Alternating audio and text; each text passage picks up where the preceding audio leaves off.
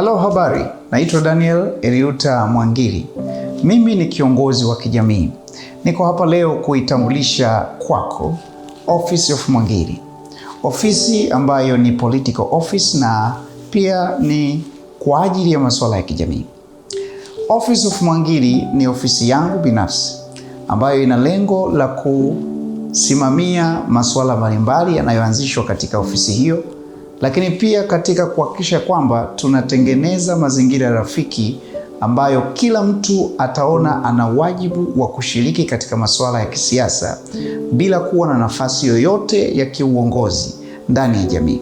Sisi kama wanajamii tuna wito wa pamoja wa kuhudumiana, na kwa sababu tuna wito wa kuhudumiana, wote sisi ni viongozi, lakini ni wachache tu tunawapa nafasi ya kwenda kutuwakilisha kwenye maeneo mbalimbali ikiwemo bunge, mabaraza madiwani na pia hata rais.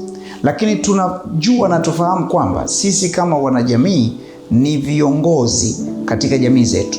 Tuna wajibu wa kuhudumiana na kutengeneza Tanzania bora ambayo kila mtu ataona anafaa kuwepo na kuishi ndani yake.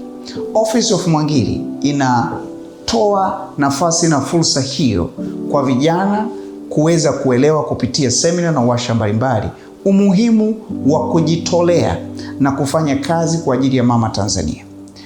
Napenda kuitambulisha kwako kwa mambo mengine mengi ambayo tutakuwa tunayafanya, lakini unaweza kutufuatilia kupitia akaunti yetu ya Instagram kupitia Mwangili Info, lakini pia YouTube kupitia Mwangili Info, lakini pia unaweza kutembelea tovuti yetu ambayo ni www.danielmwangili.org kwa ajili ya taarifa zaidi na kutufahamu.